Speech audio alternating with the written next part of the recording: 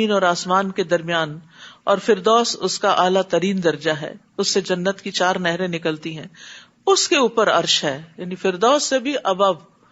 جب بھی تم اللہ سے سوال کرو تو اس سے جنت الفردوس کا سوال کرو۔ میں سوچتی ہوں حضرت آسیہ کتنی عقل مند تھی، انہوں نے دعا کی رب ابنی لی عندک بیتا فی الجنہ، اپنے پاس قرب چاہیے تھا نا رب کا، حالانکہ دنیا میں اس کو کون سی نعمت تھی جو نہ ملی ہوئی ہوگی، وہ فرعون کی بیوی تھی، لیکن اس کی چاہت دنیا نہیں تھی، اس کی چاہت جنت تھی، اور جنت کا بھی اعلیٰ ترین درجہ۔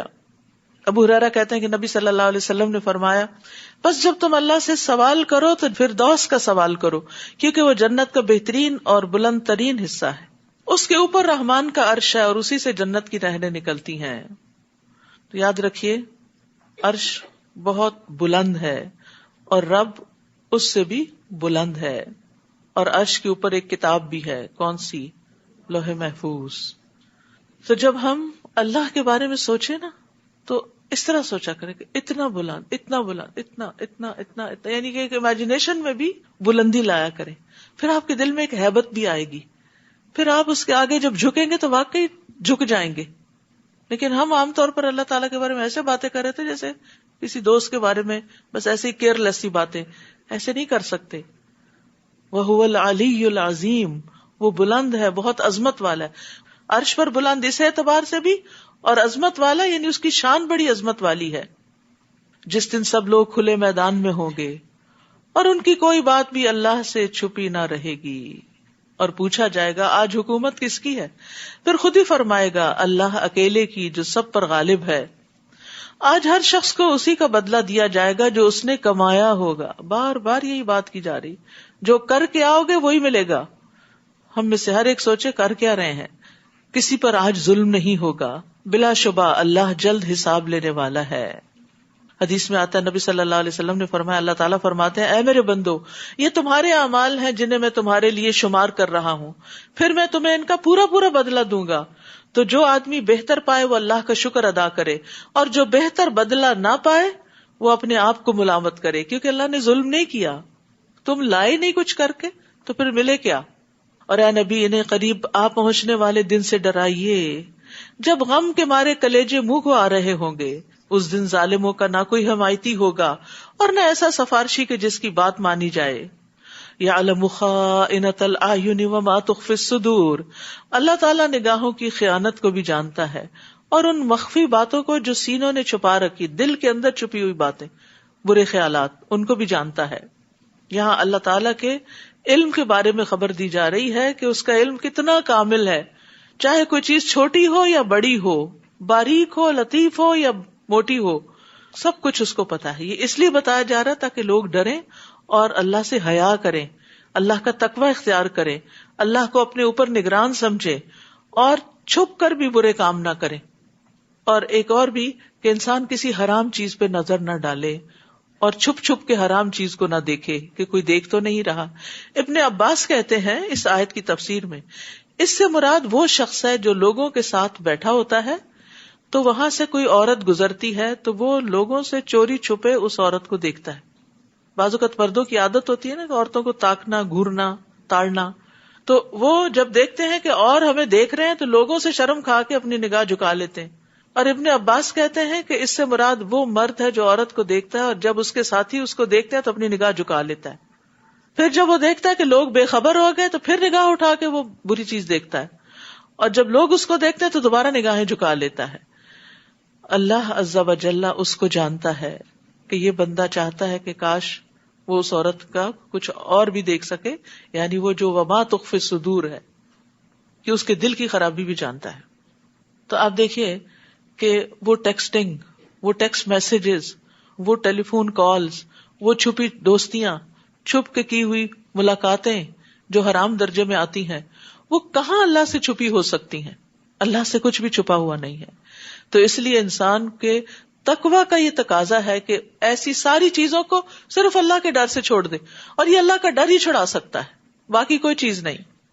واللہ یقضی بالحق، اور اللہ ہی انصاف کے ساتھ فیصلہ کرے گا، اور اللہ کے علاوہ جنہیں یہ لوگ پکارتے ہیں وہ تو کچھ بھی فیصلہ نہیں کر سکتے، بلا شبہ اللہ ہی سب کچھ سننے اور دیکھنے والا ہے۔ کیا ان لوگوں نے زمین میں چل پھر کر نہیں دیکھا کہ جو لوگ ان سے پہلے گزر چکے ہیں ان کا کیا انجام ہوا؟ وہ ان سے قوت میں بھی زیادہ تھے اور اپنی یادگاریں بھی ان سے زیادہ چھوڑ گئے تھے. پھر ان کے گناہوں کی وجہ سے اللہ نے انہیں پکڑ لیا. یعنی دنیا میں بڑے بڑے کارنامے کیے تھے، تاریخ میں ان کے نام لکھے گئے، لیکن یہ ناموری، یہ شہرت، یہ کارنامے اللہ کے عذاب سے نہ بچا سکے، اور انہیں اللہ کی گرفت سے بچانے والا کوئی نہ تھا. یہ اس لیے ہوا کہ ان کے پاس ان کے رسول واضح دلائل لے کر آئے تو انہوں نے انکار کر دیا، چنانچہ اللہ نے انہیں پکڑ لیا. اللہ یقیناً بڑی قوت والا اور سخت سزا دینے والا ہے.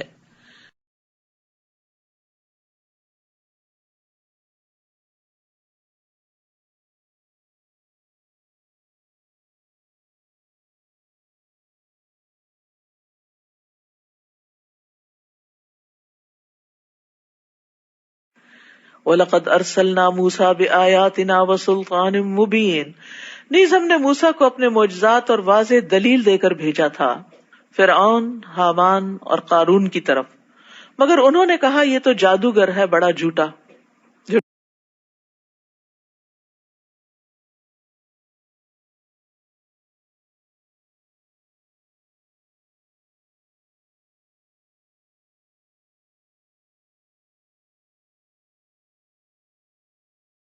جھٹلا دیا. پھر جب وہ ہماری طرف سے دین حق ان کے پاس لایا تو کہنے لگے جو لوگ ایمان لا کر موسیٰ کے ساتھ مل گئے ہیں ان کے بیٹوں کو قتل کر ڈالو اور ان کی عورتوں کو زندہ رہنے دو. مگر کافروں کی یہ چال ناکام ہی رہی. اور فرعون کہنے لگا مجھے چھوڑ دو، میں خود موسیٰ کو قتل کیے دیتا ہوں اور وہ اپنے رب کو پکار کے دیکھ لے. مجھے تو ڈر ہے یہ تمہارا دین بدل دے گا، یعنی تمہارا لائف سٹائل. دین سے مراد صرف عقیدہ نہیں ہے، لائف سٹائل بھی ہے. یا ملک میں فساد برپا کر دے گا. اور موسیٰ نے کہا میں نے اپنے اور تمہارے رب کی ہر ایسے متکبر سے جو روز حساب پر ایمان نہیں رکھتا پناہ لے لی ہے. انی عذت بربی وربکم من کل متکبر لا یؤمن بیوم الحساب. وقال رجل مؤمن من آل فرعون، اس موقع پر آل فرعون میں سے ایک مومن آدمی جو اپنا ایمان چھپائے ہوئے تھا بول اٹھا. اب تک تو وہ چپ تھا، دل میں ایمان تھا، لیکن اب اس نے ڈکلیئر کر دیا. کہنے لگا کیا تم ایسے آدمی کو قتل کرتے ہو جو کہتا ہے کہ میرا رب اللہ ہے، حالانکہ وہ تمہارے رب کی طرف سے تمہارے پاس واضح دلائل لے کر آیا. وہ ایسے ہی کوئی جھوٹی بات نہیں کر رہا، اس کے پاس دلائل ہیں. اگر وہ جھوٹا ہے تو اس کے جھوٹ کا وبال اسی پر ہوگا، اور اگر وہ سچا ہے تو جس عذاب کا وہ تم سے وعدہ کرتا ہے اس کا کچھ نہ کچھ حصہ تمہیں پہنچ کر رہے گا. اللہ یقیناً ایسے شخص کو راہ راست پر نہیں لاتا جو حد سے بڑھنے والا اور کذاب ہو. اب یہاں سے اس رجل مؤمن کی سپیچ شروع ہوتی ہے جو اس نے فرعون کے دربار میں علل اعلان نڈر ہو کے سب کے سامنے اب کی. اے میری قوم، آج تمہاری ہی حکومت ہے اور ملک میں تم ہی غالب ہو، لیکن اگر اللہ کا عذاب آ جائے تو کون ہماری مدد کرے گا؟ فرعون کہنے لگا میں تو تمہیں وہی کچھ دکھاتا ہوں جو خود دیکھ رہا ہوں، اور میں تمہیں وہی راہ دکھاتا ہوں جو بھلائی کی راہ ہے. فرعون بھی اپنے آپ کو بھلائی پہ سمجھتا تھا، حق پہ سمجھتا تھا. اس سے اندازہ لگائیں کہ انسان کو اس کا نفس کتنا دھوکہ دیتا ہے کہ وہ اپنے غلط کاموں کو بھی صحیح سمجھے. اسی بنا پر پھر قیامت کے دن جب اپوزٹ ریزلٹ سامنے آئیں گے تو انسان حق کا بکا رہ جائے گا.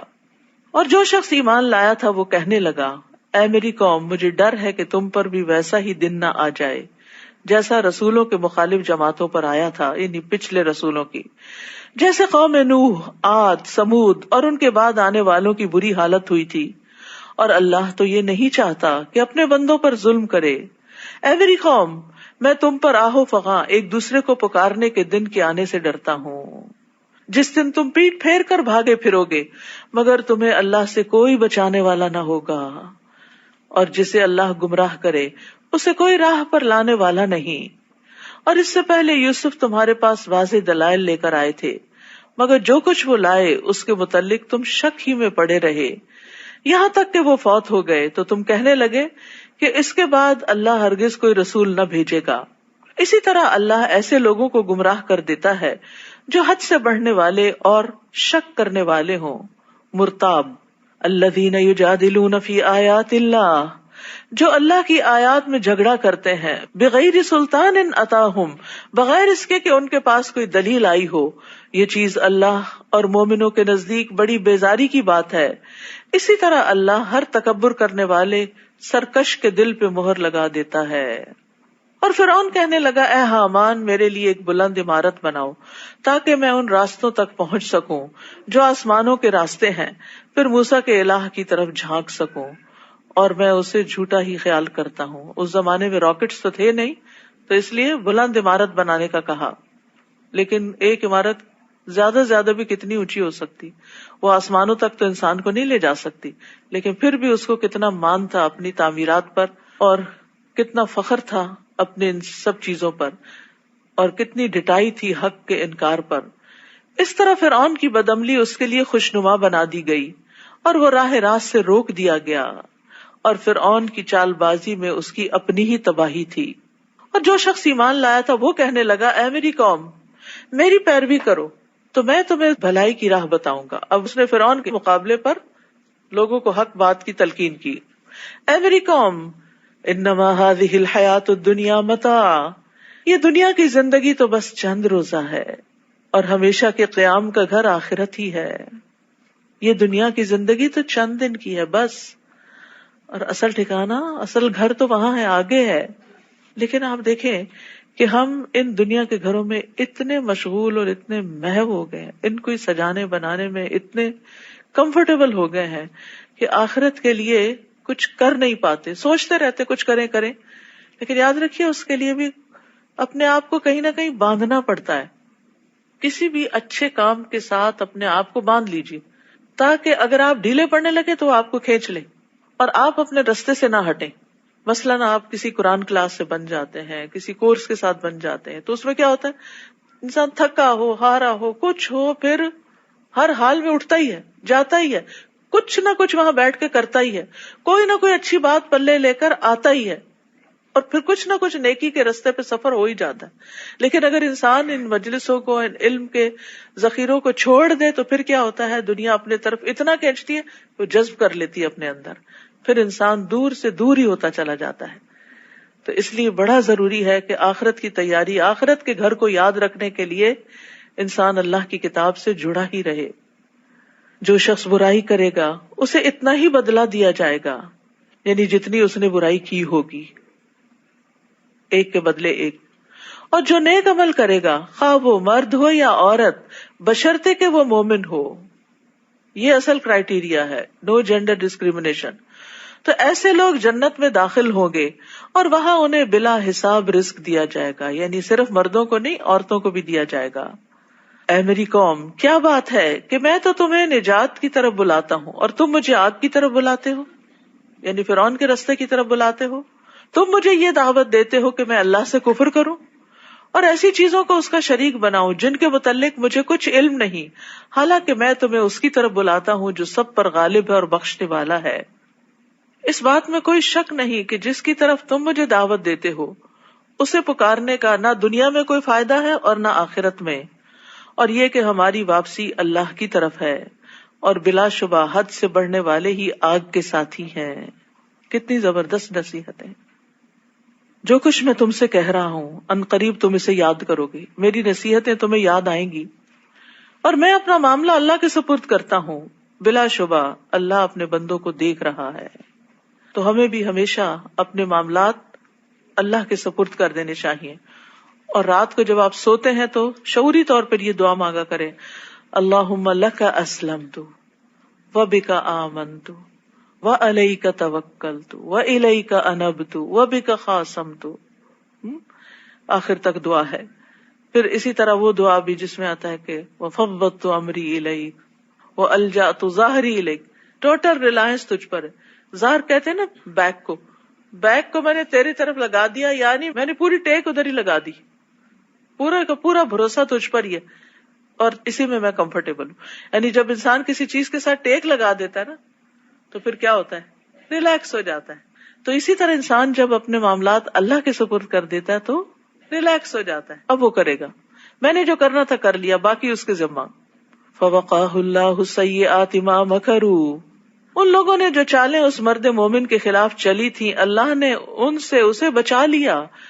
اتنی بڑی بات ہے, اتنے بڑے جابر بادشاہ کے دربار میں اتنی بڑی تبلیغ کرنا اور بچ جانا. اور آل فرعون خود ہی برے عذاب میں گھر گئے. برے عذاب میں, برا عذاب کون سا تھا؟ سمندر میں ڈوب کے مرے تھے. ڈوب کے مرنا جو ہے یہ بڑا تکلیف دہ مرنا ہے, کیونکہ ڈوبنے والے کی سانس جب بند ہو جاتی ہے تو دوبارہ سانس نہیں آتی, سانس آئے تو ساتھ پانی اندر چلا جاتا ہے. کبھی وہ پھر پانی پہ تیرتا ہے, کبھی غوطہ کھاتا ہے, کبھی موجوں کو دیکھتا ہے تو خوف زدہ ہوتا ہے, اور پھر اس کو اپنی ہلاکت کا پکا یقین ہوتا ہے کہ میں بچ نہیں سکتا. پھر زندہ ہو یا مردہ مچھلیاں کھا لیتی ہیں, سمندر کے جانور اس کو کھا لیتے ہیں. تو یعنی یہ بہت ہی اذیت والی موت ہے. تو دعا بھی کرنی چاہیے کہ اللہ تعالیٰ ہمیں ایسی موت سے بچائے. اللہم انی اعوذ بک من التردی والہدم والغرق والحریق واعوذ بک ان یتخبطنی الشیطان عند الموت. اے اللہ میں تیری پناہ چاہتا ہوں گر کر مرنے سے, ڈوب کر مرنے سے, جل کے مرنے سے, اور میں تیری پناہ چاہتا ہوں اس سے کہ شیطان مجھے موت کے وقت بدحواس کر دے اور مجھے کچھ سمجھ نہ آئے کہ کلمہ پڑھنا ہے کہ کیا کرنا ہے. یہ شیطان آخری وقت میں بھی نہیں چھوڑتا. تو وہ مرد مومن بچا لیا گیا اور آل فرعون کو ڈبو دیا گیا, غرق کر دیا گیا. النار یعرضون علیہا غدوا وعشیا ویوم تقوم الساعة ادخلوا آل فرعون اشد العذاب. وہ صبح و شام آگ پر پیش کیے جاتے ہیں. یہ کون سی جگہ ہے جہاں آگ ہوتی ہے؟ یہ برزخ ہے. نبی صلی اللہ علیہ وسلم جب معراج پہ تشریف لے گئے تھے تو آپ کو آل فرعون آگ پہ جاتی ہوئی دکھائی گئی تھی کہ برزخ میں صبح شام انہیں آگ پہ پیش کیا جاتا ہے. اس سے قبر کے عذاب کا ثبوت بھی ملتا ہے. بہت سے لوگ کہتے ہیں قرآن میں کہاں لکھا ہے قبر کا عذاب؟ تو یہ آپ دیکھیے آگ پر پیش کیے جاتے ہیں اور قیامت ہوگی تو کہا جائے گا کہ آل فرعون کو شدید عذاب میں داخل کر دو. تو یہ قیامت سے پہلے کا عذاب ہے. وہ صبح شام آگ پہ پیش کیے جاتے ہیں, اور جس دن قیامت قائم ہوگی تو حکم ہوگا آل فرعون کو سخت ترین عذاب میں داخل کر دو. تو قبر کی زندگی برحق ہے. وہ دنیا جیسی زندگی نہیں, وہ ایک الگ زندگی ہے, وہ برزخ کی زندگی ہے. اور اس میں بھی انسان کو صبح و شام اس کا جنت یا جہنم میں ٹھکانہ دکھایا جاتا ہے. جیسے آل فرعون صبح و شام پیش کی جاتی ہے نا, تو قبر کے اندر مردے کو اگر جنتی ہو تو جنت کا ٹھکانہ, اور جہنمی ہو تو جہنم دکھائی جاتی ہے, اور کہا جاتا ہے یہ تیرا ٹھکانہ ہے یہاں تک کہ قیامت کے دن اللہ تجھے اٹھائے گا. تو قبر کے عذاب سے بھی ڈرنا چاہیے کیونکہ وہ پہلا مرحلہ ہے. دیکھیں ہم دنیا کی بیماریوں سے ڈرتے ہیں, ہسپتال جانے سے ڈرتے ہیں, یا اللہ کینسر نہ ہو, یا اللہ کوئی اور ایسی بیماری نہ ہو کہ ہم کسی مصیبت میں پھنس جائیں, اور ہمیں محتاج نہ کرنا. بڑھاپے سے ڈرتے ہیں, جب تک زندہ ہے زندگی میں پیش آنے والی ساری چیزوں سے ڈرتے ہیں. قتل سے ڈرتے ہیں, موت سے ڈرتے ہیں, اور وحشت والی چیزوں سے ڈرتے ہیں. لیکن موت کے وقت جو فرشتے آئیں گے ان کے بارے میں نہیں ڈرتے. پھر موت کے بعد جب قبر میں اتارے جائیں گے اس بارے میں نہیں ڈرتے. قیامت کے دن جب اٹھیں گے اس بارے میں نہیں ڈرتے. یعنی دنیا میں اگر ہم کسی کو جیل خانے میں دیکھ لیں اور بدترین قید خانے میں دیکھ لیں تو ڈر ڈر کے ہمارا برا حال ہو جاتا ہے, ہماری روح فنا ہو جاتی کہ کتنی اذیت میں ہے. اور ہم اپنے بارے میں فکر ہی نہیں کرتے کہ قبر بھی تو ایسا ہی جیل خانہ ہے نا. اگر اچھے کام نہ کیے, اگر اچھے کیے تو وہ جنت کے باغوں میں سے ایک باغ بھی ہے. ابن عباس کہتے ہیں نبی صلی اللہ علیہ وسلم کا گزر 2 قبروں پر ہوا, اور یہ صحیح بخاری کی روایت ہے. ان 2 قبروں والوں پر عذاب ہو رہا تھا اور کسی بڑی بات پہ نہیں ہو رہا تھا. آپ نے فرمایا ان میں سے ایک تو چغل خوری کرتا تھا, ادھر کی بات ادھر لگانا تاکہ 2 لوگوں میں پھوٹ پڑ جائے. اور بعض اوقات تو استغفر اللہ اپنے ہی بچے چغل خوری کر رہے ہوتے ہیں, ماں کی بات باپ کو لگائی, باپ کی بات ماں کو لگائی, اور خوب ان میں لڑائی ڈلوائی. تو اس سے بھی بچنا چاہیے. گھروں کے اندر اس چیز کو کنٹرول کرنا چاہیے, کیونکہ یہ عادتیں گھروں سے ہی چلتی ہیں. یہ اس طرح کی بیڈ ہیبٹس بھی ایک ایڈکشن کی طرح ہوتی ہیں. پھر جب تک وہ کر نہیں نہ لیتا انسان اس کو, تو اس کو لگتا ہے میں نے کچھ کام نہیں کیا. کیونکہ چغل خوری سے ایک سینس آف اچیومنٹ بھی ہوتی ہے کہ میں نے کوئی بڑا کارنامہ کر لیا ہے. اور کیونکہ دوسرا شخص بڑی توجہ سے بات سنتا ہے, عام طور پر ماں باپ توجہ سے نہیں بات سنتے. بچہ کوئی بات کہتا ہے تو ہم ادھر ادھر دیکھتے رہتے ہیں, لیکن جو کہتے ہیں نا ابا یہ کہہ رہے تھے آپ کے بارے میں, کیا کہہ رہے تھے, اب وہ انجوائے کرتا ہے. اچھا اس سے میں اپنی ماں کی توجہ لے سکتا ہوں, تو اس کو بھی مزہ آنے لگتا ہے. پھر اس طرح ایک بیڈ ٹیسٹ ڈیولپ ہو جاتا ہے ایسے غلط کام کرنے کا. تو ان میں ایک شخص چغل خوری کرتا تھا اور دوسرا پیشاب سے بچنے کے لیے احتیاط نہیں کرتا تھا. تو آپ دیکھیے کہ جس طرح کموڈ وغیرہ ہوتے ہیں تو ان پہ بعض اوقات چھینٹے پڑ جاتے ہیں، تو استنجا صحیح سے کرنا چاہیے. اور جب دوزخ میں وہ ایک دوسرے سے جھگڑا کریں گے تو کمزور لوگ بڑا بننے والوں سے کہیں گے ہم دنیا میں تمہارے تابع فرما تھے، تو کیا تم دوزخ کے عذاب کا کچھ حصہ ہم سے ہٹا کر ہمارے کسی کام آؤ گے؟ بڑا بننے والے جواب دیں گے ہم سب اسی میں پڑے ہیں اور اللہ بندوں کے درمیان فیصلہ کر چکا ہے. اور جو لوگ دوزخ میں ہوں گے وہ جہنم کے محافظوں سے کہیں گے اپنے رب سے دعا کرو کہ وہ ایک دن تو ہمارے عذاب میں کچھ کمی کر دے. وہ کہیں گے کیا تمہارے پاس رسول واضح دلائل لے کر نہیں آئے تھے؟ دوزخی کہیں گے کیوں نہیں، ضرور آئے تھے. تو وہ کہیں گے پھر تم خود ہی دعا کر لو، اور کافروں کی دعا تو گم ہی ہو جانے والی ہے. ہم یقیناً اپنے رسولوں کی اور ان لوگوں کی جو ایمان لائے دنیا کی زندگی میں بھی مدد کرتے ہیں. یہ کتنی خوشخبری ہے، ایمان والوں کی اللہ تعالیٰ دنیا میں بھی مدد کرتا ہے اور اس دن بھی کریں گے جب گواہ کھڑے ہوں گے. یوم لا ينفع الظالمین معذرتهم ولہم اللعنۃ ولہم سوء الدار. جس دن ظالموں کو ان کی معذرت کچھ بھی فائدہ نہ دے گی، کوئی ایکسکیوز کام نہ آئے گا، اور ان کے لیے لعنت ہے اور برا گھر ہے. وَلَقَدْ آتَيْنَا مُوسَى الْهُدَى وَأَوْرَثْنَا بَنِي إِسْرَائِيلَ الْكِتَابَ. ہم نے موسیٰ کو ہدایت عطا کی اور بنی اسرائیل کو تورات کا وارث بنا دیا، کتاب کا وارث بنا دیا. وہ اس کو سنبھالیں، اس کو پڑھیں، اس کو سمجھیں، اس کی تعلیم کو عام کریں، اس کے مطابق اپنے قوانین بنائیں. ہدم و ذکریٰ لأولی الالباب، جو اہل عقل کے لیے ہدایت اور نصیحت تھی. فاصبر ان وعد اللہ حق، بس آپ صبر کیجئے، بے شک اللہ کا وعدہ سچا ہے. اور اپنے گناہ کی معافی مانگیے اور صبح و شام اپنے رب کی حمد کے ساتھ اس کی تسبیح کیجئے. کئی دفعہ آ چکی ہے نا یہ بات، صبح و شام تسبیح کرنا. امید ہے آپ اس کا بطور خاص اہتمام کرتے ہوں گے کہ جتنا بھی مصروفیت کا وقت ہو، مغرب سے پہلے پہلے اور دعاؤں کے ساتھ 100 دفعہ سبحان اللہ و بحمدہ کا معمول لازمی طور پہ بنانا ہے. اور اسی طرح صبح بھی سورج نکلنے سے پہلے. اگر کسی وجہ سے مس ہو گئی تو پھر بعد میں بھی ہو سکتی، چھوڑے نہ. جو لوگ بغیر کسی دلیل کے جو ان کے پاس آئی ہو اللہ کی آیات میں جھگڑا کرتے ہیں، ان کے دلوں میں تکبر بھرا ہوتا ہے، مگر وہ اس بڑائی کو پا نہیں سکتے جس کی وہ آرزو رکھتے ہیں. لہٰذا آپ اللہ کی پناہ مانگیے، بلا شبہ وہ سب کچھ سننے والا، دیکھنے والا ہے.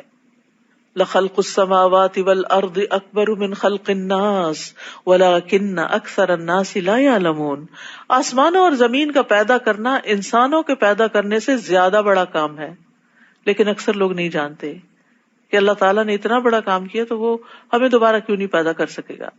وما یستوی الاعمی والبصیر والذین آمنوا وعملوا الصالحات ولا المسیء قلیلا ما تتذکرون. نابینا اور بینا یعنی دیکھنے والا یکساں نہیں ہوتے، بہت بڑا فرق ہوتا ہے.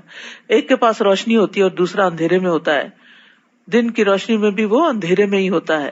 اور جو لوگ ایمان لائیں اور اچھے عمل کریں وہ اور بد کردار یکساں نہیں ہوتے، مگر تم لوگ کم ہی سوچتے ہو. بلا شبہ قیامت آنے والی ہے جس میں کوئی شک نہیں، لیکن اکثر لوگ ایمان نہیں لاتے. قیامت آنے والی ہے یہ اس کی نشانیوں سے بھی پتہ چلتا ہے، کیونکہ قیامت بہرحال آنی تو ہے، لیکن نبی صلی اللہ علیہ وسلم نے اس کے آنے کی کچھ علامتیں بتائی تھی. آپ نے فرمایا بے شک قیامت کی علامات میں سے کہ انسان صرف اپنے جان پہچان کے آدمی کو سلام کرے گا، سب کو نہیں کرے گا. ایسا ہوتا نا، مجلس میں جاتے ہیں، کسی شادی پارٹی میں جاتے ہیں تو بعض اوقات نام لے کے سلام کر رہے ہوتے ہیں، بعض اوقات تو بس اسی خاص بندے سے جا کے ہاتھ ملاتے ہیں، گلے ملتے ہیں، اور باقی جو ٹیبل پہ بیٹھے ہیں ان کو پوچھتے بھی نہیں. تو یہ نہیں ہونا چاہیے، انسان سب کے ساتھ سلام دعا رکھے. اسی طرح آپ نے فرمایا قیامت اس وقت تک قائم نہیں ہوگی جب تک ہر طرف بے حیائی اور فحش گوئی عام نہ ہو جائے، قطع رحمی اور برا پڑوس عام نہ ہو جائے، جب تک خائن کو امین اور امین کو خائن نہ سمجھا جانے لگے. پھر اسی طرح آپ نے فرمایا قیامت اس وقت تک قائم نہ ہوگی جب تک فتنے ظاہر نہ ہوں گے، جھوٹ عام ہو جائے گا، منڈیاں قریب ہو جائیں گی، یعنی کاروباری مواقع زیادہ ہو جائیں گے، وقت جلدی گزرے گا، حرج زیادہ ہوگا. پوچھا گیا حرج کیا ہے؟ فرمایا قتل. پھر اسی طرح حقیر لوگوں کا منظر عام پر آنا، اور بے شمار نشانیاں ہیں، کچھ چھوٹی نشانیاں ہیں، کچھ بڑی نشانیاں ہیں، اس پر کتابیں بھی موجود ہیں، اور ان کو پڑھ کے انسان کو اپنے اندر سے بری باتیں نکال دینی چاہیے اور اچھی ڈال لینی چاہیے. وقال ربکم ادعونی استجب لکم ان الذین یستکبرون عن عبادتی سیدخلون جہنم داخرین. آپ کے رب نے فرمایا ہے مجھے پکارو میں تمہاری دعا قبول کروں گا. جو لوگ میری عبادت سے تکبر کرتے ہیں ان قریب ذلیل و خوار ہو کر جہنم میں داخل ہوں گے. یاد رکھیے دعا عبادت ہے. اللہ سے نہ مانگنے والے سے اللہ ناراض ہوتا ہے. دعا لازم ہے. نبی صلی اللہ علیہ وسلم نے فرمایا بے شک دعا فائدہ دیتی ہے اس کے بارے میں بھی جو کچھ نازل ہو چکا، یعنی جو مصیبت آ چکی، اور اس کے بارے میں بھی جو نہیں اترا. بس اللہ کے بندو تم پر دعا کرنا لازم ہے. اور دعا 3 طرح قبول ہوتی، یا تو ویسے ہی فوراً جو وہ چاہتا ہے، یا آخرت کے لیے ذخیرہ کر دی جاتی ہے، یا پھر اس سے اس جیسی کوئی تکلیف دور کر دی جاتی، یعنی جس درجے کی دعا ہوتی ہے. صحابہ نے عرض کیا اس طرح تو پھر ہم بہت زیادہ دعائیں کریں گے. آپ نے فرمایا اللہ اس سے بھی زیادہ کثرت والا ہے، یعنی وہ زیادہ دے سکتا ہے. لیکن یہ دیکھیں نا کہ جب انسان بندوں سے مانگتا ہے تو بندے تنگ ہو جاتے ہیں. اور آپ نے دیکھا ہوگا کہ اگر کسی بندے کے بارے میں یہ پتا ہو کہ جب فون کرتا ہے کچھ مانگنے کے لیے کرتا ہے تو آپ اس کا نام دیکھتے ہی گھبرا جاتے ہیں کہ اب پھر پتہ نہیں کیا مانگے گا. اللہ ایسا نہیں ہے. اللہ تعالیٰ خوش ہوتا ہے جتنی دفعہ کوئی مانگے اور خوش ہوتا ہے. اللہ وہ ذات ہے جس نے تمہارے لیے رات بنائی تاکہ تم اس میں آرام کر سکو اور دن کو روشن بنا دیا. اللہ تو یقیناً لوگوں پر بڑا صاحب فضل ہے لیکن اکثر لوگ شکر ادا نہیں کرتے. لوگوں کی اکثریت ناشکری ہے. یہ ہے تمہارا رب ہر چیز کو پیدا کرنے والا، اس کے سوا کوئی الہ نہیں. پھر تم کہاں سے بہکائے جاتے ہو؟ اسی طرح وہ لوگ بہکائے جاتے رہے ہیں جو اللہ کی آیات کا انکار کرتے تھے. اللہ ہی ہے جس نے تمہارے لیے زمین کو جائے قرار اور آسمان کو چھت بنایا اور تمہاری صورتیں بنائی تو نہایت عمدہ صورتیں بنائی اور تمہیں پاکیزہ چیزوں کا رزق دیا. ان صفات کا مالک ہے تمہارا رب جو بڑا برکت والا اور تمام جہانوں کا رب ہے. وہی زندہ ہے جسے موت نہیں، اس کے سوا کوئی الہ نہیں، لہذا تم خالص اسی کی حاکمیت تسلیم کرتے ہوئے اسے پکارا کرو. ہر طرح کی تعریف اللہ رب العالمین ہی کے لیے ہے. آپ ان سے کہیے کہ مجھے منع کیا گیا ہے کہ میں ان کی عبادت کروں جنہیں تم اللہ کو چھوڑ کر پکارتے ہو، جبکہ میرے رب کی طرف سے میرے پاس واضح دلائل بھی آ چکے ہیں اور مجھے حکم ملا ہے کہ میں اللہ رب العالمین کا فرما بردار بن کے رہوں. هو الذی خلقکم من تراب، وہی ہے جس نے تمہیں مٹی سے، پھر نطفے سے، پھر لوتھڑے سے پیدا کیا، پھر تمہیں بچے کی شکل میں ماں کے پیٹ سے نکالتا ہے، پھر انہیں بڑھاتا ہے تاکہ تم اپنی پوری طاقت کو پہنچ جاؤ، پھر اور بڑھاتا ہے تاکہ تم بڑھاپے کو پہنچو، پھر تم میں سے کسی کو پہلے ہی وفات دے دی جاتی ہے تاکہ تم اس مدت کو پہنچو جو تمہارے لیے مقرر ہے. یہ سب کچھ اس لیے ہے تاکہ تم عقل سے کام لو. وہی تو ہے جو تمہیں زندہ کرتا اور مارتا ہے، پھر جب وہ کسی کام کا فیصلہ کر لیتا ہے تو بس اتنا ہی کہتا ہے کہ ہو جا تو وہ ہو جاتا ہے. کن فیکون، یہ ہے اس کی طاقت. یہ طاقت اس کے سوا ہے کسی میں؟ آپ نے ان لوگوں کو نہیں دیکھا جو اللہ کی آیات میں جھگڑے کرتے ہیں؟ وہ کہاں سے پھیرے جاتے ہیں؟ ان لوگوں نے اس کتاب یعنی قرآن کو بھی جھٹلایا اور ان کتابوں کو بھی جو ہم نے رسولوں کو دے کر بھیجی تھی. ان قریب انہیں معلوم ہو جائے گا جب ان کی گردنوں میں توق پڑے ہوئے ہوں گے اور ایسی زنجیریں جن سے پکڑ کر وہ کھولتے ہوئے پانی میں گھسیٹے جائیں گے. حسن بن نبی حسن کہتے ہیں کہ یہ زنجیریں جہنمیوں کی گردنوں میں اس لیے نہیں ڈالی گئی کہ انہوں نے رب کو عاجز کر دیا تھا اور ان کو پھر پکڑ لیا گیا، بلکہ اس لیے کہ جب شعلے ان کو اوپر لے جائیں گے تو زنجیریں ان کو نیچے گرا دیں گی، یعنی وزنی ہو جائیں گے اس کی وجہ سے. پھر دوزخ میں جھونک دیے جائیں گے، یعنی ان لوگوں کے ساتھ آگ کو بھڑکایا جائے گا، تہکایا جائے گا. اور کلما خبت زدناہم سعیرا، جب بھی وہ آگ بجھنے لگے گی تو ہم اس کو ان پر اور بھڑکا دیں گے. حدیث میں آتا ہے کہ ایک جہنمی کا سانس 1,00,000 سے زیادہ لوگوں کو جلا سکتا ہے. اتنی شدید آگ ہوگی جہنم کی، اللہ ہم سب کو بچا لے. پھر ان سے پوچھا جائے گا کہاں ہے وہ جنہیں تم اللہ کے سوا شریک بنایا کرتے تھے؟ وہ کہیں گے وہ ہماری یاد سے گم ہو چکے، بلکہ ہم تو اس سے پہلے کسی چیز کو بھی نہیں پکارتے تھے. جھوٹ بولیں گے. اللہ اسی طرح کافروں کو گمراہ کرتا ہے. پھر انہیں کہا جائے گا کہ تمہارا یہ انجام اس وجہ سے ہے کہ تم زمین میں حق کے بغیر خوش ہوتے تھے اور اکڑ کر چلتے تھے. اب دوزخ کے دروازوں میں سے داخل ہو جاؤ، تم اس میں ہمیشہ رہو گے.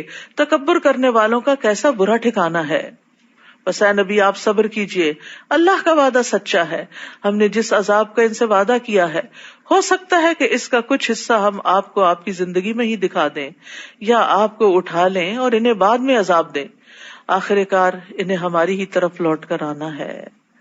آپ سے پہلے ہم کئی رسول بھیج چکے ہیں، ان میں سے کچھ تو ایسے ہیں جن کا حال ہم نے آپ سے بیان کر دیا ہے، اور کچھ ایسے ہیں جن کا حال بیان نہیں کیا. اور کسی رسول میں یہ طاقت نہ تھی کہ وہ اللہ کے اذن کے بغیر کوئی معجزہ خود لا سکتا. پھر جب اللہ کا حکم آ گیا تو انصاف کے مطابق فیصلہ کر دیا گیا، اور اس وقت اہل باطل ہی خسارے میں رہے. اللہ ہی تو ہے جس نے تمہارے لیے مویشی پیدا کیے، ان میں بعض پر تم سوار ہوتے ہو اور بعض کا گوشت کھاتے ہو. نیز تمہارے لیے ان میں اور بھی کئی فائدے ہیں، اور جہاں جانے کی ضرورت تمہارے دل میں آئے ان پہ سوار ہو کر پہنچ جاتے ہو. نیز ان پر اور کشتیوں پر تم سوار کیے جاتے ہو. یعنی اللہ نے تمہاری سواریوں کا کیسا کیسا بندوبست کر رکھا ہے.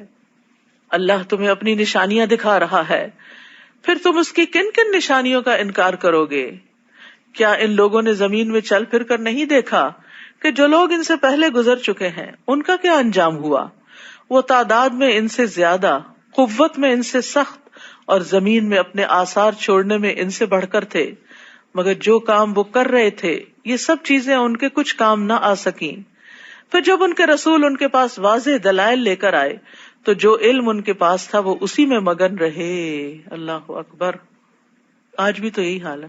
قرآن ہے، قرآن کی تعلیم کا انتظام بھی ہے، لیکن اکثر لوگ خود مسلمان بھی اسی علم میں مگن ہے جو دنیا کا ہے، کیونکہ دنیا کے فائدے چاہیے نا، اور قرآن کو بس پش ڈال رکھا ہے بعد میں. صحیح تو میں سمجھتی ہوں کہ ہر انسان کو اپنی زندگی میں جب بھی موقع ملے، جتنی جلدی ملے، قرآن کو باقاعدہ سیکھنا چاہیے، سمجھ کر پڑھنے کے لیے.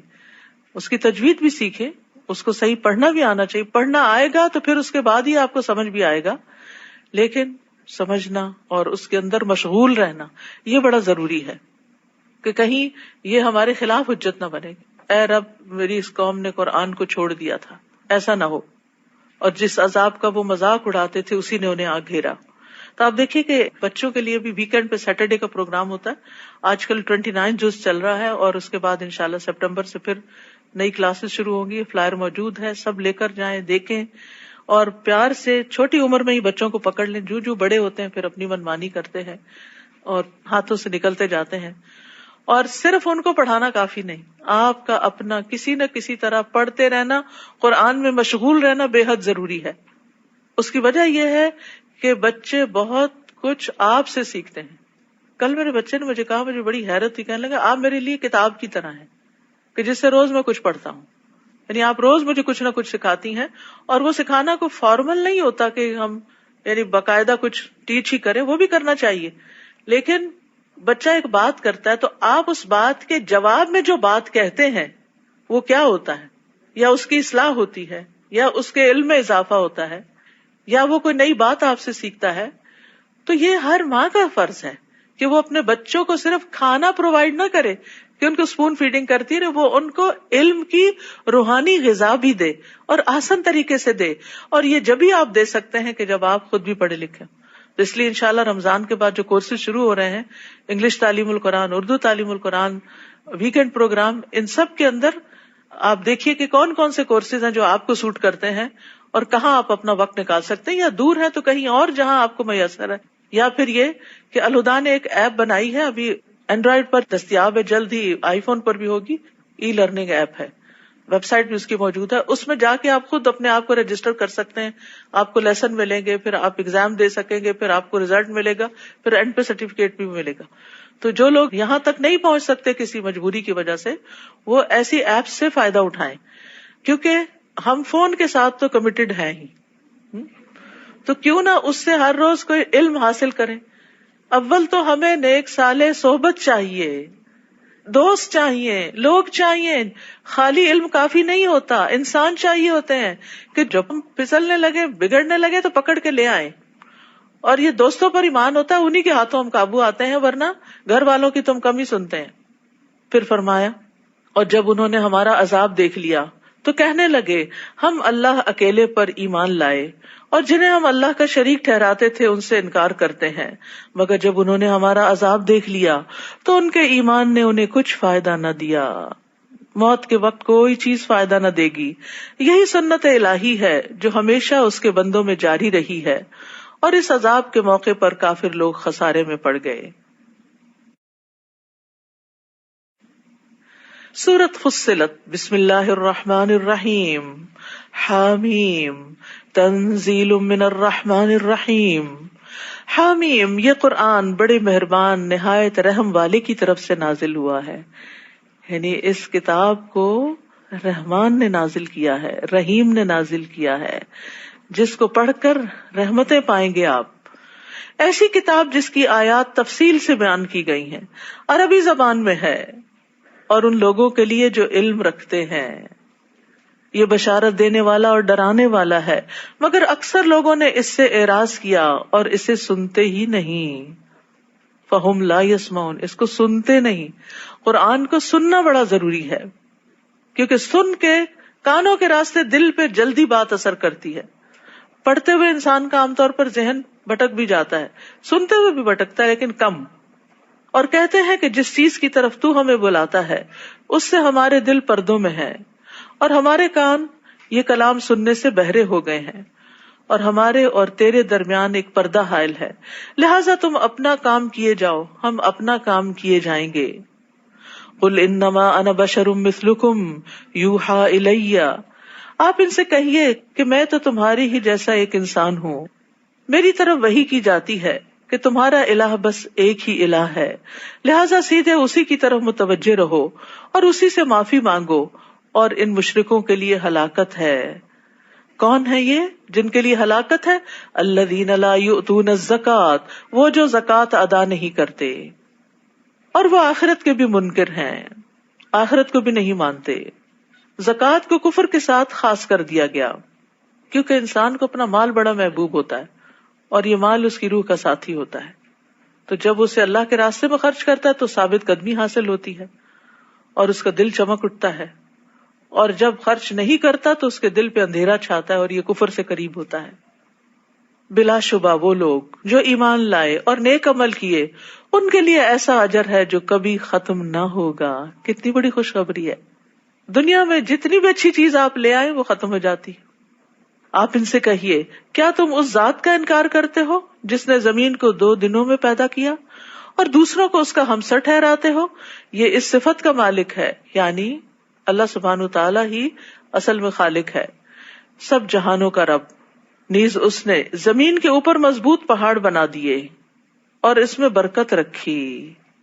سبحان اللہ، زمین میں اللہ نے کیسی برکت رکھی ہے کہ ہر سال زمین کے اندر سے ڈھیروں غلہ اور اناج اور چاول اور کیا کیا نکلتا رہتا ہے. آپ ایک بیج ڈالتے ہیں وہ 700 بیج بن جاتا ہے. یہ کس فیکٹری سے بن کے نکلتا ہے؟ دنیا کی فیکٹریز میں تو آپ جو ڈالیں گے صرف اتنا ہی نکلے گا، اور بعض اوقات اس سے بھی کم ہو جاتا ہے. تو یہ زمین میں اللہ نے برکتیں رکھی ہیں، اور اس کے علاوہ بھی جو انسانوں کی ضروریات ہیں، گیس، تیل وغیرہ، وہ سب چیزیں بھی وقت کے ساتھ ساتھ ڈسکور ہوتی چلی جا رہی ہیں اور انسان ان سے فائدہ اٹھا رہا ہے. اور ٹھیک اندازے سے 4 دنوں میں اس میں غذائیں رکھی. یہ سب حاجت مندوں کے لیے یکساں ہے. اللہ تو کن کہہ کے سب کچھ پیدا کر سکتا ہے. تو یہ 2 دن میں یہ کیا، 4 دن میں یہ کیا، یہ ہمیں بتایا جا رہا ہے. اس میں سیکھنے کی بات ہے، وہ یہ کہ ہمیں ہر کام کو ٹائم دینا چاہیے، ٹھہر ٹھہر کے تحمل سے کام کرنا چاہیے، سٹیپ بائی سٹیپ کرنا چاہیے. کام پھر آرام، پھر کام پھر آرام، پھر کام پھر آرام. تو اللہ سبحانہ تعالیٰ کے نزدیک محبوب صفات میں سے یہ ہے کہ انسان تحمل والا ہو، جلدی نہ کرے، ہر چیز میں ہنگامہ نہ کھڑا کر دے کہ یہ اب تک کیوں نہیں ہوا، یہ کیوں نہیں ہوا، وہ کیوں نہیں ہوا. لیکن یہ بھی اللہ ہی دے تو آتی ہے تحمل مزاجی. نبی صلی اللہ علیہ وسلم نے فرمایا تحمل مزاجی اللہ کی طرف سے ہے اور جلد بازی شیطان کی طرف سے ہے. اور سب سے اہم عبادت کون سی ہوتی ہے؟ نماز. اور اس میں سب سے زیادہ کس چیز کی ضرورت ہوتی؟ صبر کی، تحمل کی، برداشت کی. کھڑے کھڑے تھک بھی گئے پھر بھی اپنے آپ کو کنٹرول کر رہے ہیں. نیند بھی آ رہی ہے اس کو آپ کنٹرول کرتے ہیں، پھر خشوع کی کوشش کرتے ہیں. آپ کو معلوم ہے نا کہ آپ صلی اللہ علیہ وسلم مسجد میں تشریف لے گئے تو اس وقت ایک شخص آیا اور اس نے نماز پڑھی، اس کے بعد آ کر آپ کو سلام کیا، آپ نے سلام کا جواب دیا اور فرمایا جاؤ نماز دوبارہ پڑھو، تم نے نماز نہیں پڑھی، صلی فإنک لم تصلی. وہ لوٹ گیا پھر ویسے ہی پڑھ کے پھر آ گیا، سلام کیا، آپ نے فرمایا جاؤ نماز پڑھو، تم نے نماز نہیں پڑھی. 3 بار ایسے ہوا. وہ بولا اس ذات کی قسم جس نے آپ کو حق کے ساتھ بھیجا ہے، میں اس سے بہتر ادا کرنا نہیں جانتا، آپ مجھے سکھا دیجئے. آپ نے فرمایا جب تم نماز کے لیے کھڑے ہو تو تکبیر کہو، اس کے بعد جتنا آسانی سے قرآن پڑھ سکو، سورۃ فاتحہ وغیرہ، پھر رکوع کرو یہاں تک کہ رکوع میں اطمینان سے کھڑے ہو، پھر سر اٹھاؤ یہاں تک کہ سیدھے کھڑے ہو جاؤ، پھر سجدہ کرو یہاں تک کہ سجدے میں اطمینان ہو جائے، پھر سر اٹھاؤ یہاں تک کہ اطمینان سے بیٹھ جاؤ. اسی طرح پوری نماز پڑھو. یہ نہیں کہ اگر 20 تراویح پڑھنی ہے تو بس اٹھک بیٹھک ہی ہوتی رہے اور جلدی جلدی سجدے میں گئے نہیں کہ سر اٹھا لیا، بیٹھے نہیں کہ دوبارہ سجدے میں چلے گئے، اور پھر ہر سٹیپ میں جلد بازی. یہ نہیں ہونی چاہیے. اطمینان یہ نماز کا ایک رکن ہے. اور جب نماز میں انسان کو اطمینان کی عادت ہو جاتی ہے نا، 5 دفعہ دن میں پریکٹس ہوتی ہے، تو پھر عام زندگی میں بھی انسان کے اندر ٹھہراؤ آنے لگتا ہے. اور ہمارے لیے اس دور میں اور بھی زیادہ مشکل ہے نا، جب ہر چیز آٹو پہ آ رہی ہے اور ہر چیز اشارے سے ہو جاتی ہے اور جلدی ہو جاتی ہے، اور فوڈ بھی فاسٹ ہو گئی ہے اور بھی اسی طرح، تو پھر انسان کے اندر تحمل اور ختم ہو جاتا ہے، کیونکہ اس کا ماحول اس کو تحمل کی تعلیم نہیں دے رہا ہوتا، یہ تحمل کی فضا نہیں بنا رہا ہوتا. اور جہاں تک ابتدائے خلق ہے، پھر وہ آسمان کی طرف متوجہ ہوا اور وہ اس وقت دھواں تھا، تو اس نے آسمان اور زمین سے کہا تم وجود میں آ جاؤ، خواہ تم چاہو یا نہ چاہو. دونوں نے کہا ہم فرما برداروں کی طرح آ گئے. تو بہرحال اللہ سبحانہ تعالیٰ نے کس طرح تخلیق کیا؟ حدیث میں آتا ہے، صحیح مسلم کی روایت ہے، اللہ تعالیٰ نے مٹی کو ہفتے کے دن پیدا کیا اور اس میں پہاڑ اتوار کے دن پیدا کیے، درختوں کو پیر کے دن پیدا کیا، مکروہات منگل کے دن پیدا کیے، نور کو بدھ کے دن پیدا کیا، اور جمعرات کے دن زمین میں چوپائے پھیلائے، اور آدمی کو جمعہ کے دن عصر کے بعد مخلوق میں سب سے آخر میں جمعہ کی گھڑی میں سے آخری گھڑی عصر اور رات کے درمیان پیدا کیا. تو یہ تھے تخلیق کے مراحل. پھر اس نے 2 دنوں میں 7 آسمان بنا ڈالے اور ہر آسمان میں اس کے کام کی وحی کی، اور ہم نے آسمان دنیا کو چراغوں سے سجا دیا اور ان سے حفاظت کا کام لیا. یہ سب پر غالب اور ہر چیز کو جاننے والے کی منصوبہ بندی ہے. پھر اگر وہ اعراض کریں تو آپ ان سے کہیے کہ میں تمہیں ایسی ہی کڑک کے عذاب سے ڈراتا ہوں جیسی قوم عاد اور سمود پر گری تھی، جب ان کے پاس ان کے آگے سے اور پیچھے سے رسول آئے اور کہا کہ اللہ کے سوا کسی کی عبادت نہ کرو، تو وہ کہنے لگے اگر اللہ ہماری ہدایت چاہتا تو فرشتے نازل کرتا، لہذا تم جو پیغام دے کر بھیجے گئے ہو ہم اس کا انکار کرتے ہیں. ان میں سے جو قوم عاد تھی اس نے ملک میں ناحق تکبر کیا اور کہنے لگے ہم سے بڑھ کر طاقتور کون ہے؟ کیا انہوں نے یہ نہ دیکھا کہ جس نے انہیں پیدا کیا وہ ان سے یقیناً زیادہ طاقتور ہے؟ عقل کی بات ہے نا کہ پیدا کرنے والا زیادہ طاقتور ہے. اور وہ دیدہ و دانستہ ہماری آیات کا انکار کرتے رہے.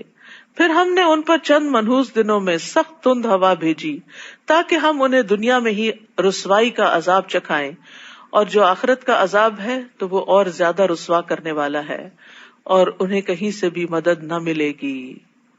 رہے سمود تو ہم نے انہیں سیدھی راہ دکھائی، مگر انہوں نے راہ دیکھنے کے مقابلے میں اندھا رہنا ہی پسند کیا.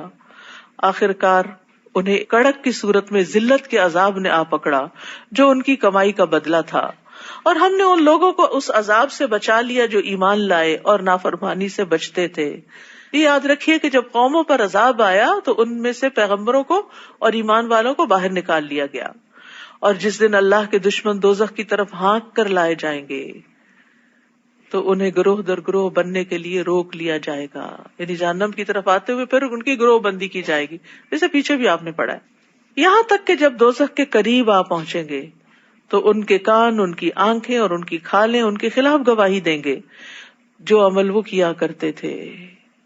اللہ اکبر. آپ دیکھیے کہ انسان ساری زندگی اس بدن کی حفاظت کرتا ہے، اسے کھلاتا پلاتا اور اس کی ضروریات پوری کرتا ہے. قیامت کے دن یہی بدن بے وفا ہو جائے گا اور یہ انسان کے خلاف گواہی دے گا کہ اس نے کیا کیا برے کام کیے. کھالیں بھی گواہی دیں گی, اسکن بھی. وَقَالُوا لِجُلُودِهِمْ, اور وہ اپنی کھالوں سے کہیں گے, لِمَ شَهِدْتُمْ عَلَيْنَا, تم نے ہمارے خلاف کیوں گواہی دی, تم کیوں ہمارے خلاف ہو گئی ہو. وہ کہیں گی, ہمیں اسی اللہ نے قوت گویائی دی ہے جس نے ہر چیز کو گویائی دی ہے, اسی نے تمہیں پہلی بار پیدا کیا اور اسی کی طرف تم لوٹائے جاؤ گے. وَمَا كُنتُمْ تَسْتَتِرُونَ أَن يَشْهَدَ عَلَيْكُمْ سَمْعُكُمْ وَلَا أَبْصَارُكُمْ وَلَا جُلُودُكُمْ, اور گناہ کرتے وقت تم اس بات سے نہیں چھپتے تھے کہ کہیں تمہارے کان, تمہاری آنکھیں اور تمہاری جلدیں ہی تمہارے خلاف گواہی نہ دے دیں, بلکہ تم تو یہ خیال کرتے تھے کہ جو کچھ تم کرتے ہو ان میں سے اکثر باتوں کو اللہ جانتا ہی نہیں. یعنی عام طور پر انسان کے دماغ پہ پردہ پڑا ہوا ہوتا ہے, بھول جاتا ہے کہ مجھے اللہ دیکھ رہا ہے, اسی لیے تو وہ گناہ کر لیتا ہے. اگر اس کو یہ یقین ہو کہ وہ دیکھ رہا ہے تو پھر انسان برائی کی طرف بھی نہ جائے.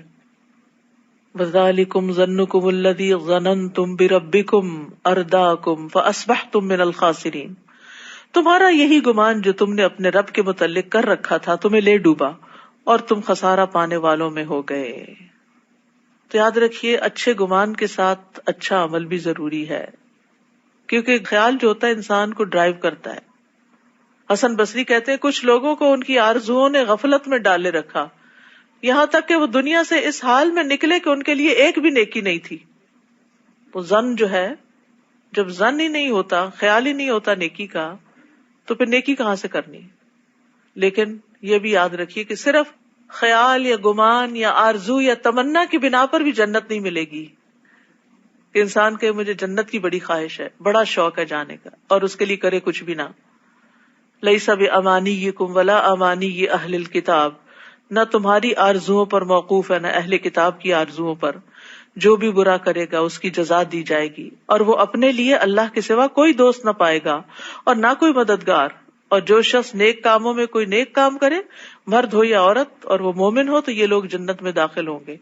کھجور کی گٹلی کے نقطے کے برابر بھی ان پر ظلم نہ کیا جائے گا. تو اس سے پتہ یہ چلتا ہے کہ جنت میں جانے کے لیے عمل چاہیے, اور وہ برے اعمال سے زیادہ ہونے چاہیے. باقی اللہ کی رحمت ہے جو شامل ہوگی تو پھر انسان اندر جائے گا. فَإِن يَصْبِرُوا فَالنَّارُ مَثْوًى لَهُمْ, پھر اگر وہ اب صبر کرے یا نہ کرے, آگ ہی ان کا ٹھکانہ ہے. اور اگر وہ توبہ کرنا چاہیں تو ان کی توبہ قبول نہیں ہوگی. جہنم میں جا کر کسی کی توبہ قبول نہیں ہوگی. اور ہم نے ان پر کچھ ایسے ہم نشین مسلط کر دیے جو آگے سے اور پیچھے سے ان کے سارے کام خوشنما کر کے دکھاتے تھے. بعض لوگ دوستوں کے روپ میں دشمن ہوتے ہیں, وہ آپ کے غلط کاموں پر بڑے خوش ہوتے ہیں, وہ آپ کی جھوٹی تعریفیں کرتے ہیں, وہ مطلبی ہوتے ہیں, جھوٹی تعریفوں کے ساتھ آپ سے وہ کچھ بٹور لیتے ہیں, چاہے وہ آپ کا ٹائم ہو یا آپ کا مال ہو یا کچھ اور نیکی کے راستے کی طرف نہیں جانے دیتے, کیونکہ ان کو یہ پتا ہوتا ہے کہ اگر یہ اس راستے پہ چلا گیا تو پھر یہ ہمارے ہاتھ سے نکل جائے گا, پھر ہم اس سے فائدہ نہیں اٹھا سکتے. تو برے ہم نشین کون ہوتے ہیں؟ جو ہماری برائیوں کو ہمیں نہیں دکھاتے بلکہ ان کو خوشنما بنا کے دکھاتے ہیں, جھوٹی تعریفیں کرتے ہیں, خوشامد کرتے ہیں, چاپلوسی کرتے ہیں. تو دوست کا آئینہ ہوتا ہے, اور آئینہ جو ہے وہ سچ بولتا ہے. ہمیں اپنے دوستوں کے ساتھ سچ بولنا چاہیے, ان کے غلط کاموں کو درست نہیں کہنا چاہیے, غلط کو غلط ہی کہنا چاہیے تاکہ وہ اس سے نکل آئیں, تاکہ وہ بچ سکیں. کہ جو آگ میں جائیں گے ان کی شامت کیوں آئی؟ کیونکہ ان پر کچھ ایسے ہم نشین مسلط تھے, دوست مسلط تھے, جو آگے پیچھے سے ان کے سارے کام خوشنما کر کے دکھاتے تھے. چنانچہ ان پر بھی وہی حکم الہی ثابت ہو گیا جو ان سے پہلے گزرے ہوئے جنوں اور انسانوں پہ ثابت ہو چکا تھا, یعنی کہ وہی لوگ خسارہ پانے والے ہیں.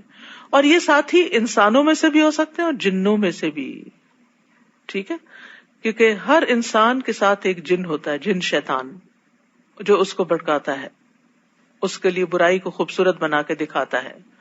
وقال الذين كفروا لا تسمعوا لهذا القرآن والغوا فيه لعلكم تغلبون, اور کافر ایک دوسرے سے کہتے ہیں اس قرآن کو نہ سنو, اور جب پڑھا جائے تو خوب شور مچاؤ, کیونکہ اگر لوگوں نے سن لیا تو پھر تو ان کے دل بدل جائیں گے.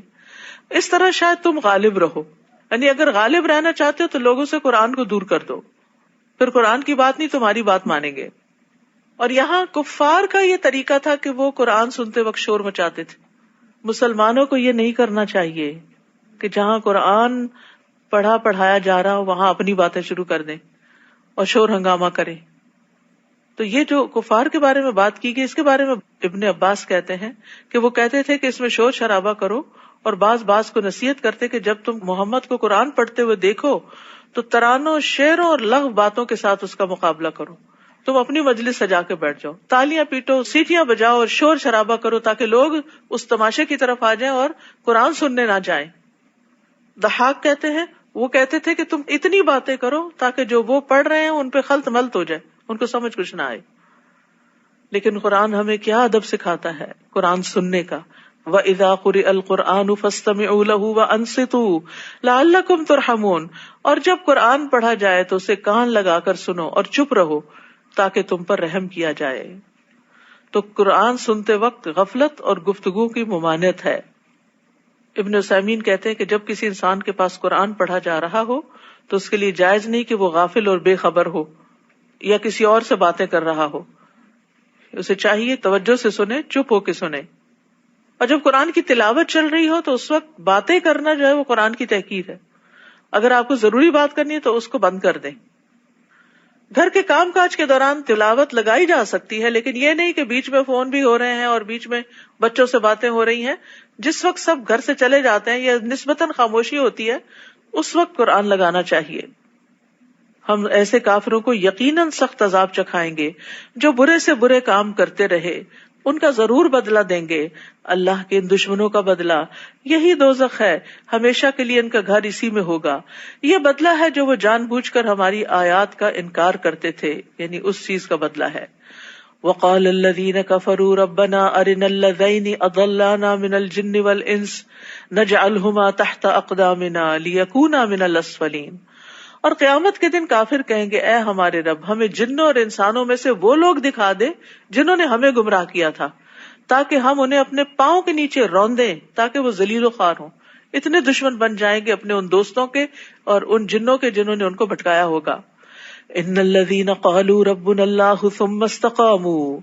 جن لوگوں نے کہا کہ اللہ ہمارا رب ہے پھر اس پہ جم گئے، تتنزل علیہم الملائکہ، فرشتے ان پہ نازل ہوتے ہیں، اللہ تخافوا ولا تحزنوا، کہ نہ خوف کھاؤ نہ غم کھاؤ، وابشروا بالجنۃ التی کنتم توعدون، اور تم اس جنت کی خوشخبری پاؤ، اس جنت کی خوشی مناؤ جس کا تم سے وعدہ کیا جاتا ہے. تو یہ فرشتے کس پہ آتے ہیں؟ یہ کس کو تسلیاں ملتی ہیں؟ یہ کس کا دل اچھا ہوتا ہے؟ جن کے اندر یہ کہنے کے بعد کہ ہمارا رب اللہ ہے پھر استقامت ہوتی ہے. تو استقامت کیا ہوتی ہے؟ عمر بن خطاب رضی اللہ عنہ کہتے ہیں استقامت یہ ہے کہ تم اللہ کے حکم اور نہیں پہ قائم ہو جاؤ، جو کرنے کو کہا وہ کرو، جس سے روکا ہے اس سے رک جاؤ، اور لومڑی کی طرح دھوکہ دہی سے کام نہ لو، چالے نہ چلو. عثمان بن عفان کہتے ہیں اللہ کے لیے عمل کو خالص کر لو. حضرت علی کہتے ہیں اپنے فرائض ادا کر لو. ثم استقاموا، جم جاؤ جو کر رہے ہو اس کو صحیح سمجھ کے کرتے رہو. تو پھر کیا ہوگا؟ اللہ تعالیٰ فرشتوں سے مدد کرے گا، برکت ہوگی زندگی میں. اور یہ تو آپ نے محسوس کیا ہی ہوگا کہ رمضان کی برکت ہے، قرآن کی برکت ہے، سارے کام ہو رہے ہیں، کون سے رکے ہوئے ہیں؟ ٹھیک ہے کچھ کام ایسے ہیں جو نہ بھی کریں تو ان کے بغیر گزارا ہو جاتا ہے، لیکن ضروریات پوری ہو رہی ہیں سب. تو ہمیں ان برکتوں کو محسوس بھی کرنا چاہیے. وہ فرشتے کہتے ہیں نحن اولیاؤکم فی الحیات الدنیا، ہم دنیا کی زندگی میں تمہارے دوست ہیں، مت گھبراؤ مت ڈرو. یہ قرآن بتا رہا ہے کہ ایسے لوگوں کو جو اللہ کو اپنا رب مان کے، اور رب کون مانتا ہے؟ جو اس کو اپنا خالق مالک مدبر مانے، جس پہ وہ بھروسہ کرے، توکل کرے، اس سے دعائیں مانگے، اس کی عبادت کرے، اپنا سب کچھ اس رب کو محسوس کرے اور پھر اس پہ جم جائے، اس سے ہٹے نہیں، لوگوں کی باتوں میں نہ آئے، شک و شبہ میں نہ پڑے. اور جو رب کو رب مانتا ہے پھر وہ اس کی عبادت کے لیے بھی دوڑتا ہے، وہ اس کے دین کی خدمت کے لیے بھی دوڑتا ہے.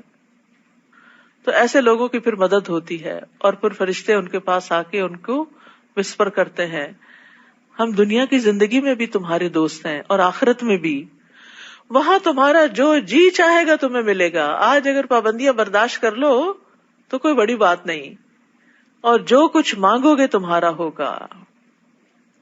نبی صلی اللہ علیہ وسلم نے فرمایا کچھ لوگ مسجدوں کی میخیں ہوتے ہیں، یعنی جیسے میخ گاڑ دی جاتی ہے نا، ہمیشہ آپ کو وہاں ملے گی، کیل ٹھونکا وہ ہوتا ہے، تو کچھ لوگ ہمیشہ آپ کو مسجد میں ملیں گے، فرشتے ان کے ہم نشین ہوتے ہیں، ان کے ساتھی ہوتے ہیں، اگر وہ غائب ہو تو ان کو تلاش کرتے ہیں آج کہاں گئے، اگر بیمار ہو جائیں تو عیادت کرتے ہیں، کسی کام میں مصروف ہو تو ان کی مدد کرتے ہیں. نزلا من غفور الرحیم، یہ بخشنے والے مہربان کی طرف سے مہربانی ہوگی، یعنی جنت کی صورت میں، دنیا میں بھی مدد اور آخرت میں بھی جنت.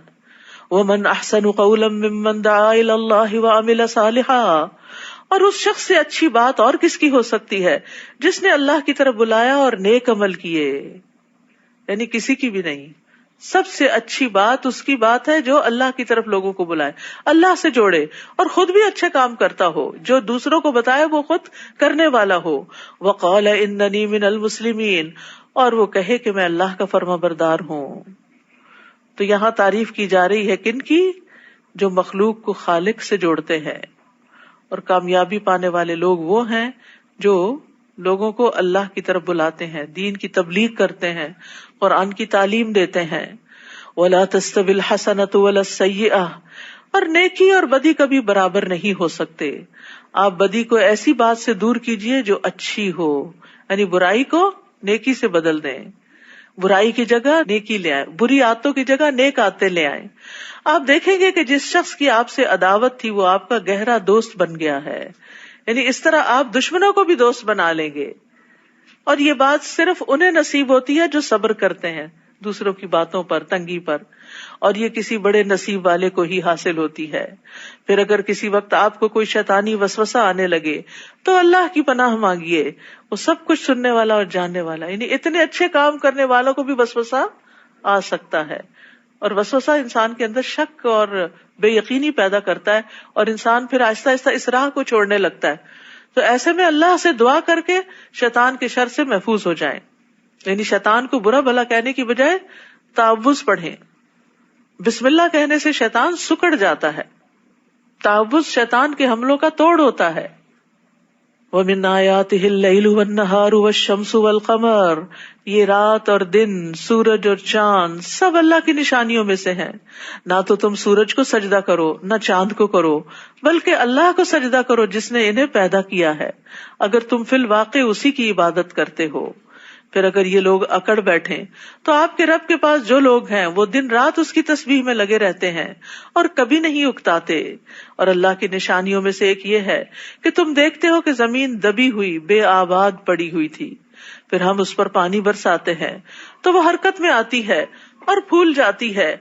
جس اللہ نے اس زمین کو زندہ کیا وہ یقیناً مردوں کو بھی زندہ کر سکتا ہے، کیونکہ وہ ہر چیز پر قادر ہے. بلا شبہ جو لوگ ہماری آیات سے غلط مفہوم لیتے ہیں وہ ہم سے چھپے ہوئے نہیں. بھلا وہ شخص جو دوزخ میں ڈالا جائے گا وہ بہتر ہے یا وہ جو قیامت کے دن امن و امان سے آئے گا؟ تم جو چاہتے ہو کرو، جو کچھ تم کرتے ہو اللہ اسے خوب دیکھ رہا ہے. یہ وہ لوگ ہیں جب ان کے پاس ذکر قرآن آیا تو انہوں نے اس کا انکار کر دیا، حالانکہ یہ ایک زبردست کتاب ہے. لا یأتیہ الباطل من بین یدیہ ولا من خلفہ، جس میں باطل نہ آگے سے راہ پا سکتا ہے نہ پیچھے سے. یہ حکمت والے اور قابل تعریف اللہ کی طرف سے نازل ہوا ہے. آپ سے بھی وہی کچھ کہا جا رہا ہے جو آپ سے پہلے رسولوں کو کہا جا چکا ہے. بلا شبہ آپ کا رب معاف کر دینے والا بھی ہے اور دردناک عذاب دینے والا بھی. اور اگر ہم اس قرآن کی زبان غیر عربی بنا دیتے تو کافر کہتے کہ اس کی آیات واضح کیوں نہیں کی گئیں. یہ کیا کہ کتاب تو اجمی زبان میں ہو اور مخاطب عربی ہو. آپ ان سے کہیے جو لوگ ایمان لائے ہیں ان کے لیے تو یہ کتاب ہدایت اور شفا ہے، اور جو ایمان نہیں لاتے ان کے کانوں کا بوجھ ہے، اور وہ قرآن ان پر دھندلا ہی رہتا ہے. ان لوگوں کا حال تو ایسے ہی ہے جیسے کسی دور کی جگہ سے انہیں پکارا جا رہا ہو. تو یہاں یہ پتہ چل رہا ہے کہ قرآن صرف اہل ایمان کے لیے شفا بنتا ہے، ظالموں کو خسارے میں اضافہ دیتا ہے. وَلَقَدْ آتَيْنَا مُوسَى الْكِتَابَ فَاخْتُلِفَ فِيهِ، ہم نے موسیٰ کو کتاب دی تھی تو اس میں بھی اختلاف کیا گیا. اور اگر آپ کے رب کی طرف سے ایک بات پہلے سے طے شدہ نہ ہوتی تو ان کے درمیان فیصلہ چکا دیا جاتا. اور یہ لوگ بھی اس قرآن کی نسبت ایسے ہی شک میں پڑے ہیں جو انہیں بے چین کیے دیتا ہے. جس شخص نے کوئی نیک عمل کیا، من عمل صالحا فلنفسہ، تو اس کا فائدہ اسی کو ہوگا. ومن اساء فعلیہا، اور جو برائی وہ کرے گا اس کا وبال بھی اسی پہ پڑے گا. وما ربک بظلام للعبید، اور آپ کا رب بندوں پر ظلم کرنے والا نہیں. یعنی اللہ تعالیٰ بندوں پہ ظلم نہیں کرتا، یہ بندے ہی ہیں جو اپنے اوپر خود ظلم کرتے ہیں اور اپنے لیے رانگ چوائسز اختیار کرتے ہیں. وآخر دعوانا ان الحمد للہ رب العالمین. سونے جاگنے کے آداب کا آپ کو امید ہے بہت فائدہ ہوا ہوگا. اب انشاءاللہ اس کے بعد ایک چھوٹی سی کتاب ہے فضائل قرآن مجید. یہ کتاب ہر گھر میں ہونی چاہیے تاکہ وقتاً فوقتاً آپ اس کو پڑھتے رہیں اور موٹیویٹ ہوتے رہیں قرآن پڑھنے کے لیے. اور جو بچے قرآن پڑھ رہے ہیں ان کو پڑھ کے بھی سنائیں. تو انشاءاللہ اس کے بعد یہ شروع کی جائے گی، تو اس سے پہلے آپ لوگ یہ کتاب خرید لیں تاکہ بعد میں آپ کو مشکل نہ ہو. سبحانک اللہم و بحمدک، اشہد ان لا الہ الا انت، استغفرک و اتوب الیک.